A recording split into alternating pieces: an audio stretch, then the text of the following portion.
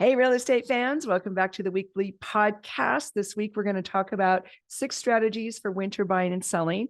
We're specifically addressing the 2023, 2024, but a lot of these could be used any winter or fall. This particular winter, we have a few more buyers than sellers, and the prices have come down, but not a ton.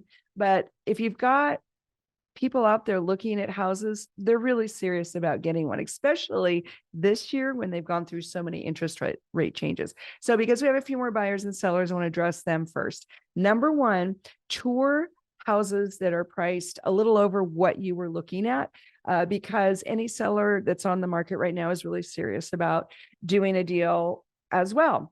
So tour higher prices. Also look for longer days on market, that little DOM thing that you see on the websites. That's days on market. A normal market is 4 to 6 months. So that would be 120 days, 180 days.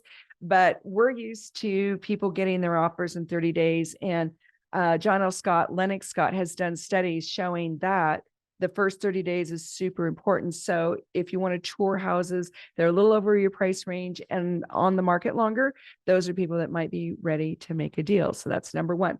Number two, buyers make offers that include some goodies like closing costs, home warranties, maybe ask for money to buy down your interest rate because interest rates are just so much higher than what we're used to. Be bold, make some offers. Try to be reasonable. Don't make super lowball offers. We've gotten some really crazy offers in the last 90 days. And then the buyers are upset that they don't either get a response or they get a rejection or they, go work with a different buyer. So try to be reasonable. Every situation is different. Every seller is different. Every buyer is different. I want to include these opportunities to get some goodies like closing costs or buying down your interest rate, getting a home warranty, something like that, but also be within reason. Okay. Because the goal is to get a house. All right. Get a house. Okay. So that's number two. Number three, buyers. This is just in the health category, cold and flu season, carry sanitizer in your car, wear gloves, do something. Don't wipe your nose. Don't touch your face. You're in and out of people's houses. And a lot of us have company during this time. So they'll do showings, they'll leave, but you may have had higher number of humans than normal in those dwellings. Sorry to be anti-Alice, but we want everybody to be healthy through the season. Okay, so those are actually my 3 for the buyers. For the sellers, this is a great time to really go all out and decorate your house. You still want to leave room for the humans to walk around, but boy, the properties look amazing during the holidays. So really, use that opportunity. So that's number one. Have some drama when the buyers walk in, and that'll just touch their heart, and it'll also help sell the house.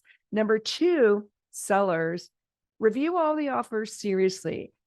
Any buyer that's out walking around in the cold and the rain is serious about buying a house as well. Treat that with respect. We've had some sellers recently who have completely blown off some of the offers they've gotten and come back and just over negotiated. And then they're upset when the deal doesn't come together or the buyer goes somewhere else. We do have a few more buyers right now than sellers, but not that many more. So sellers, just take a breath, celebrate that you get an offer, and then treat it with respect and treat it with some seriousness. Okay. So that's number two. Number three, this is just the reverse of what I said to the buyers. Include some perks. It can help sell your home, especially if you put it in the listing. If you already know you're willing to help give some money to buy down the rate or give some money to help them with their closing costs, or give them the washer and dryer or give them the lawnmower or something, put that in the listing and put it where the general public can read it. Don't just put it where the agents can read it. I don't know if everybody knows there's a little secret place on the listing that the agents can talk to each other. We can write things to each other. But if you put it in the public, I think that'll help get people more excited and they'll pick your house. Again, The market is changing. We do have prices going up in some weeks and then going down in others. That's volatility that we've been talking about. But sellers, it's a great time. We're still in a housing shortage. And I can't plead enough. Anybody who's thinking of selling their house, even in the next 2 years, you might want to think about doing it now, because bada boom, you can be off in the next stage of your life. So those are my 6 things to suggest for winter buying and selling this year in particular. Because of the market dynamics and the weirdness of the world, I think it's a great time to get out there and buy. It's also a great time to sell. And if you're moving up, if you're buying a bigger house, well, if you're buying another house at all, whether it's bigger or smaller, the buyers they seem to be accommodating that time, that stretch for the seller to find another house. So sellers, I guess I just throw that in as a bonus tip, that don't be afraid to ask the buyer or to tell the market that you still need a place to go, because if they really love your house, they'll hang in there. All right. So that's my 6 tips for winter buying and selling 2023, 2024.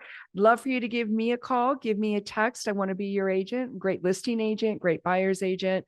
Do a lot with real property investing, first-time home buyers, elders, investors, do it all. It's my bag. So give me a call, give me a text, 541-301-7980. We do not have enough houses to sell. So let's fix that. Okay. In the meantime, have a great weekend, and we'll see you next time. Bye now.